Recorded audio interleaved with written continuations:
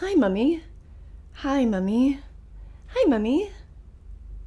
Hi, Mummy. Just kidding. Hello, babes. I'm in a real silly, goofy mood because I finally get to do a solo review of a movie that I actually really like. My last couple solo reviews have been Nope and Bodies, Bodies, Bodies, both of which really let me down. This movie was a huge surprise, so I'm excited to get into it. Today I'll be going over some of the cast and crew interviews and fun facts to get things started. Then I'll get into my spoiler-free thoughts and give you my recommendations should you go out and see this movie. Of course, beyond that will be my spoiler section. That's where I'll get into my plot breakdown, so just a really detailed look at the entire plot. And because the movie is on streaming, it'll be more like one of my older proper plot breakdowns because I'll be able to use a lot more footage. And sometimes that's beneficial for people who have no interest in actually watching the movie because then they get a super condensed version of it. And it's kind of like those commentary YouTubers that always do videos on Netflix movies like The Kissing Booth or something. So to kick things off, I say Hey! Oh, no way. There's no way. Yes way. We have a sponsor? What do you think, babes? Yeah, oh no, by all means. Yeah, no, have the chair. Don't mind if I do. Okay, hello. It's time to thank the sponsor of today's video. Into the AM has graciously chosen to sponsor this video, so a huge shout out to them. They're a clothing brand that mainly sells graphic tees, much like the amazing one that I have on right here. This one is the Lost Signal tee, which also gives Poltergeist vibes, does it not? I got another couple new designs, including this Space Swell tee and this one, which is called the Space Rock tee. You could probably also tell that I'm a really big fan of their space designs, but these t-shirts are also so soft and comfy. They're a great polycotton blend, but they also have some sweatpants and some jackets for you to try out as well. There's great bundle deals, so for example, you can get 3 graphic tees for $60 or 3 basic tees for $49.95. There's also a special 30% off sale this week until the 28th, so I'd hop on that if I were you, partner. Not to mention the 10% off that you get when you use my link. I mean, come on. It's a no-brainer, babes. My special link into the am.com/hauntedhippie will be at the top of the description and in the top comment, so super easy for you to find and for you to get yourself some amazing graphic tees. Big thank you again to Into the AM, and now time to get into this review. Okay, I felt really good about that. Like, I felt good. Yeah, that was great.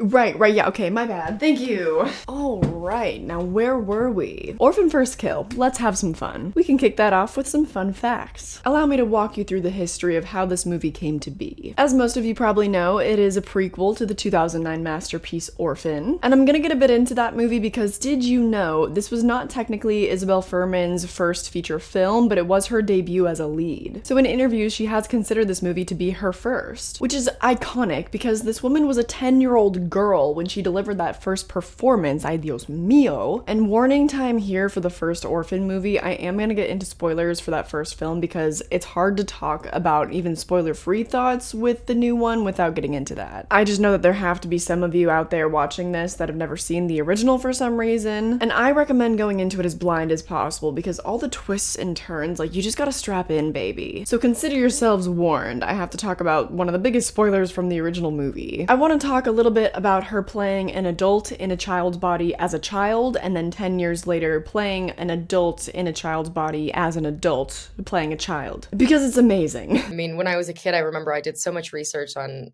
body language of adults and watched my mom and her friends and Vera on set and just was trying to kind of get into the mindset of like, what is it exactly that women how do they hold themselves? Need I really make commentary on that? What 10-year-old is that devoted to their acting craft? This woman is so talented. She is literally my age. She's 23 years old, and I'm like, why is she not a household name yet? Has anyone else seen what this woman can do? Remember when they cast her as Clove in the Hunger Games and it was perfect? No, it's too bad that you couldn't help your little friend, that little girl. What was her name again? Rue? Yeah, well, we killed her. And now we're gonna kill you. Yeah, nobody forgot that. She was in a drama last year called The Novice that now I really want to check out now. Apparently she's really good in it. She's amazing in the Escape Room Tournament of Champions extended cut. If you haven't seen that, I highly recommend. But anyway, this woman has been busting out these banging roles since she was like 10 years old, so needless to say, this page is not safe for Isabel Fuhrman haters. Not that they exist, but like, it needs to be said. That original movie also stars Vera Farmiga and was directed by Jaume Collet-Serra. He's kind kind of an unsung hero in the horror genre because he also directed The Shallows and the 2005 remake of House of Wax. Like, come on. So come time for Orphan First Kill, what were they gonna do? Because obviously they had a lot to live up to. Alex Mace and David Leslie Johnson McGoldrick were the writers of the original film, and they wrote Orphan First Kill as well. Well, actually, no, for First Kill, they just did the story, and then a man named David Kogashal wrote the actual screenplay. Those original writers were also some of the executive producers on the newest film. Isabel Fuhrman had met with one of them, I think, and she was actually the one to bring up, hey, we should do another Orphan movie. And they let it be known that a script had already been written, a prequel script, and that William Brent Bell was slated to direct. So then Isabel goes to the Brahms the Boy 2 premiere party to kind of like talk him up. Because I was like, I have to stand in front of him so he sees that it's not that crazy of an idea that I could come back, because I always joke like I grew into my face, like my face was always a little bit bigger than the rest of my body, and I was like, I still have the same face. I honestly think that the way that she looks in Orphan First Kill is more like how she should have looked in the original movie. The complexities of having to play this character are, it's so much. It's a lot to try to wrap my mind around. I already just mentioned that back then she was an actual child playing an adult who was an adult playing a child, and then now she is an adult playing a child. So many layers, too many, one might say, and yet she pulls it off. I did so much work on Esther as a character, revisited the first script, and really kind of found the childlike quality that I had when I was 10 and did the first one, and really just kind of stepped back into that world and into that place. And as I worked through the script, actually thinking like, what would 10-year-old Isabel have done, you know, different to who I am today and the choices that I would make today as an actor. I just can't, like, the thought that she also played this character first as a child, so she has to resort to remembering her mannerisms and mindset of her 10-year-old self is bonkers, frankly. But I couldn't possibly imagine somebody else playing Esther, like it wouldn't make sense. So I'm so glad that this team rallied around Isabel to make it work. Though apparently she was a little bit apprehensive at first. When I first found out that I would be coming back to reprise this role, I felt physically terrified afterwards. I'm glad you got past that. Naturally, it would be very daunting to return to a role like this, especially because it was all movie magic, no special effects. Don't believe me, huh? And there's no special effects. No. And that was really tricky. And honestly, that was, like I said, Brent, our director, and Kareem, our director of photography, they really, really did such an incredible job and did so much work behind the scenes to make that happen. And even everyone from wardrobe and everything, fitting my dresses in such a way that they still fit me in a way that they would fit a child. I mean, wrapping me every single day in like tape, so that way I didn't have any curves or any sort of like figure. Julia, Rossif, Matthew, everyone who had scenes with me, I mean, Julia especially, had to wear these massive platform boots that we called like Gene Simmons shoes. They were so tall and had like leather fringe because you didn't see them, so it didn't really matter what they looked like. And so there were a lot of tricks that we did behind the scenes to make me look like a child, and it was both like physical and emotional at the same time, but I think we did such an amazing job. I told you. They also released some really fun behind the scenes pictures where they showed how they made her look like a child and look so much shorter than everybody else. So the rest of the actors are all wearing these like big old platform shoes. It's really funny. Plus, Isabel Fuhrman is only 5'3". She's very tiny, so that worked to their advantage too. But then what's also incredible is that they used 2 child body doubles for her. My favorite part was honestly doing this with you guys. It was so cool. So precious. I just think it's wonderful that making movies is this magical. Though working with children is no easy task, and though it may have been one of her favorite parts of making this movie, it did come with its challenges. Because I had to explain to them how to do these scenes in a way that wouldn't jeopardize their innocence and their wonderful childlike quality that they brought to it. And I really felt like it was such a great group. The 3 of us kind of really, really recreated Esther together. If you've seen that first movie, I mean, you know, she was playing this vile, evil, deceitful serial killer who had no regard for human life. Don't get me wrong, I totally see it as a positive that they tried to maintain these children's innocence. It's just a bit of a contrast to what went down making the first movie. It was totally for the best though, because I don't know if it's just me, but I literally cannot see another actress taking her place. And I'm not the only one that was relieved that Isabel came back for the role. I mean, I couldn't imagine anybody else playing this part. It wouldn't have worked without Isabel. And I'm also really relieved that I didn't have to do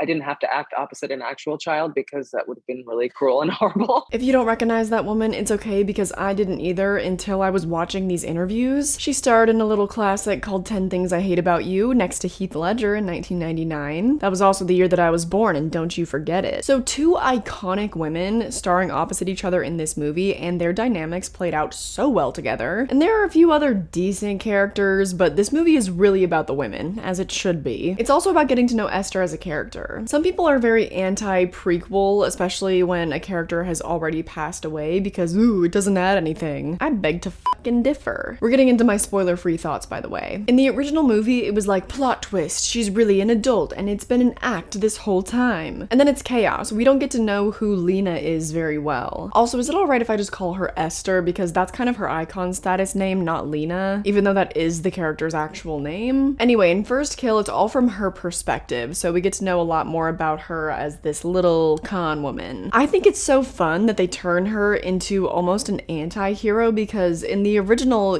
she's super unlikable. You're rooting for the family. In this one, you're kind of like, hell yeah, Esther. It's not what you expect, I promise you. For the first hour or so, it was a fun time, but I kind of felt like we were getting just a very run-of-the-mill kind of rehash of the original film, and that it would just be from Esther's POV this time, but I am pleasantly surprised to report that I was dead wrong. They have some really fresh ideas in this movie and threw me some curveballs that I did not see coming. They just thumped me on the back of the dome. Stylistically, I really like it too. It fits with the original because it's also set in wintertime, and I love seasonal horror. So it just has the same vibe, the same energy as the original. I don't know if it's the color palette or like just because it's set in winter, but it feels like a proper Orphan movie, and it doesn't feel too self-serious either. It seems like the people who made it because they loved the original movie and they just wanted to have fun. It totally shows, and this movie is just a good time. I could definitely see people not loving this movie though, because it really feels like it's made for fans of Orphan. But like I said, they kept it way more funky fresh than I was expecting. So even if you're not a fan of the original, I would say give this one a go. Because not only does it have a higher Rotten Tomatoes score than the original, but also people on Letterboxd are saying that it's a better movie. I absolutely do not share that opinion, but I could see why recency bias might be making people feel that way. It just exceeded my expectations. So to conclude my spoiler-free thoughts, I'm gonna give you my recommendation. This is now streaming on Paramount Plus, so if you have that service, then obviously watch this movie. You can also rent it on sites like Google, Apple, and Vudu for $19.99. At that rate, if you don't have Paramount Plus, I'd recommend just going out and seeing it in theaters. I know it's not playing everywhere. I unfortunately also had to watch it at home, but in that case, if you don't have Paramount and it's not near you, then I would say just go for the free trial of Paramount if you haven't done that already. In my opinion, it's worth it, and then you can check out Paranormal Activity Next of Kin or whatever else that you want to check out while you do have that subscription. The bottom line is you should see this movie. I think it's just a good time. Don't expect it to shatter expectations and break the mold on prequels, but do expect some fun surprises. I stand by my 3.5 star rating because for what it was, admittedly sometimes corny, not great pacing, whatever, I loved it. Maybe I have a cloud of bias from just loving Isabel Fuhrman, especially as Esther, but whatever. On that note, you are no longer safe. Orphan First Kill spoilers will begin now with my plot breakdown. The beginning of this movie feels like such a love letter to the original film because we kick things off in Estonia at the asylum where Lena is imprisoned. I really like this opening because we do not waste any time. There's a little build up and some expository dialogue just kind of catching the audience up on what Lena has done. Maybe in case they haven't watched the original since it came out or something, but my favorite bit of exposition is this. Who's Lena?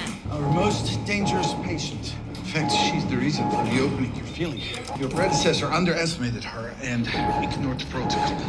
Did not invalid. Yeah, this new art therapist is coming into this absolute hellhole, and they're like, yeah, she whacked the last person in your position, so like, why would she ever stay at that job? Whatever. This opening also really gave me Halloween vibes. It was very much giving a Michael Myers energy when they were talking about her and everything she's done before we ever get to see her face. They're like, she's she's murdered 10 people and now she's locked up in this place. Like, okay, Dr. Loomis. It's about to get really weird though, because then Lena starts to seduce this guard. And I was like, wait a minute, please hold one. No. He's super into it seems, until she rocks his shit. So bye-bye pedo guard. I know she's technically a grown 31-year-old woman, but she looks 10. So if you have the mental capacity to be attracted to somebody who looks 10 years old, jail. Right to jail, right away. However, this is the beginning of her escape plan, and the rest of the scene is kind of a trip. When she's walking down the hallway, the camera work is so insane. They said they didn't use any special effects, and I believe them, but they had to have used some kind of blending transition technique to edit this together. It's all part of the illusion to keep her looking small, I think, because they transition back and forth from showing her face to behind. And those are shots that I assume that they were using a body double because she would be walking in front of these normal-sized adults. Maybe not the most seamless effect, but it worked well enough for me. And then how she ends up getting past the final guard is incredible. They had established earlier in their art class that there's this other patient there that goes absolutely feral for some candy. So as she's heading out, she goes, "Iddi," and she basically sicks her on this other guard like a dog. Then she just tosses her some candy. Like, truly, I cannot. That was a pretty dehumanizing move for depicting this other patient, but it does illustrate the absolute savagery of Lena. Not only willing to kill the guards, but also willing to exploit this severely mentally ill woman to escape. I know that I may at some point praise Esther as a bit of a hashtag girl boss, but let's not underplay how fucked up this was. Most of my praise is really reserved for Isabel Fuhrman, okay, not the character herself. After this, we get to see more of Lena's brilliance as she plays the piano like a virtuoso, and she looks for the perfect missing child to steal their identity. It is the birth of Esther. I love moments like this where they obviously service the fans, but they fit in seamlessly with the plot. They don't stick out like a sore thumb. Plus, they just keep giving us these amazing kills, not even 20 minutes into the movie, but look at this. Oh, Anna.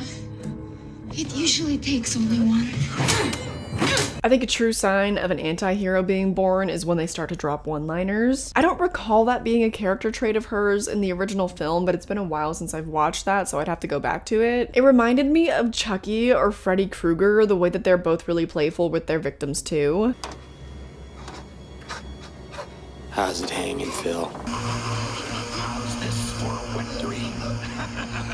And Esther totally had her one-liner moment just like that. I'm so proud of her. We just don't get to see women killing it like this very often. It's so fun. But after this, Esther's reunited with her mother, who seems very emotional about it. And I gotta jump the gun because what? It is so interesting, the dichotomy of the character of Trisha, because they really flipped it on us. Her process for this character was super interesting too. I was almost like playing two different characters. I treated it like the beginning part of Trisha. I wanted to be as sort of believable and realistic as possible, you know, that she is desperate to heal her family and will hold on to, she will protect her family at all costs, like she says in the trailer. But then once she figures out what's going on with Esther, to see how she handles that is, I think really interesting, and that's what drew me to it. Makes a lot of sense. Her character had a twist almost as severe as Esther's in the original movie. But I'm getting ahead of myself. I'll come back to that thought. We get another fan service type moment with Esther throwing a fit on the private plane before being reunited with Esther's family. At the time, I could not make sense of why that family reunion was so awkward, but now after seeing the twist,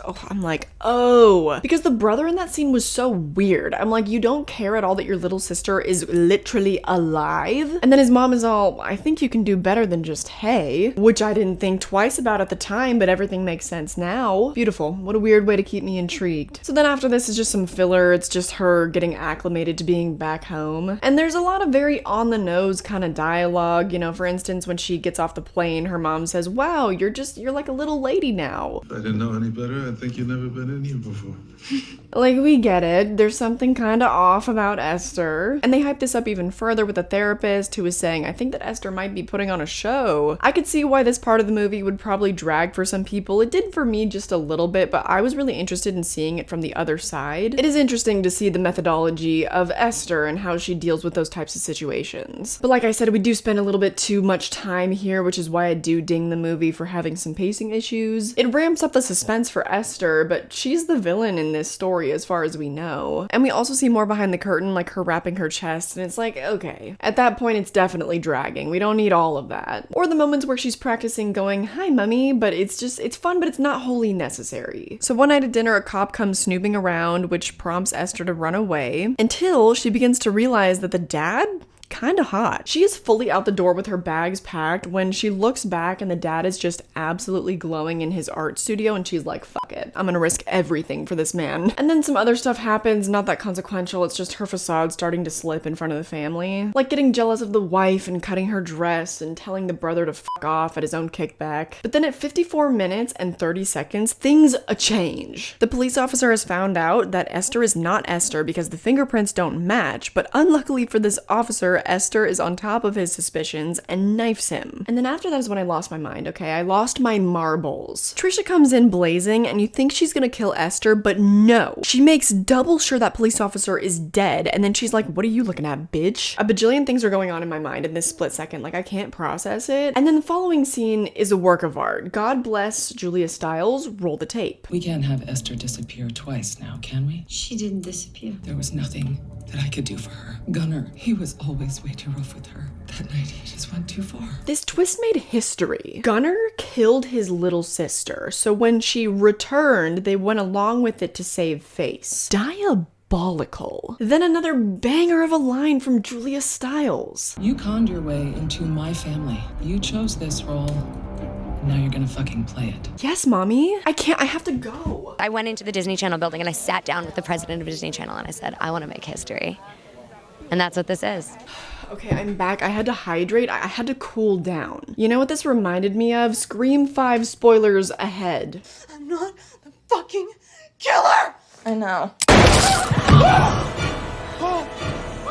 Welcome to Act 3. It was a proper mic drop moment. We just do not get those very often anymore. So Esther doesn't really have a choice. Both sides have a lot to lose, so she's like, word. And they decide she's gonna be a proper little stereotype and her favorite color will be pink. But this charade doesn't last for very long because if we didn't know it up until now, her brother is a fucking twat and he can't keep his shit together. And there's this hilarious scene where he thinks he's putting Esther in her place, but really she puts him in his place because he's all, I fucking own you, and she's like, swat. And he's like, don't you dare do that again or I'll kill you, and she's like, smack. That scene really lightly touches on the white male ego. The commentary doesn't really need to go much farther than that because we know the type, but he's all, people like me are important, and we're like, okay, we know what you mean. This is the dickhead that got away with the murder of his own sister because apparently he inherited the loopy juice DNA from his mom. So now there's beef in Act 3. Trisha makes it very known that Esther will never take her man, so she's like, rat smoothie. Yup, rat smoothie. I've never seen this one before, and honestly, it was a serve. After that, all bets are off, okay? As tensions rise, there's something going on where Esther steals the car, and this is one of my favorite parts of the movie. She's very much just like, fuck you, and she drives away. Iconic?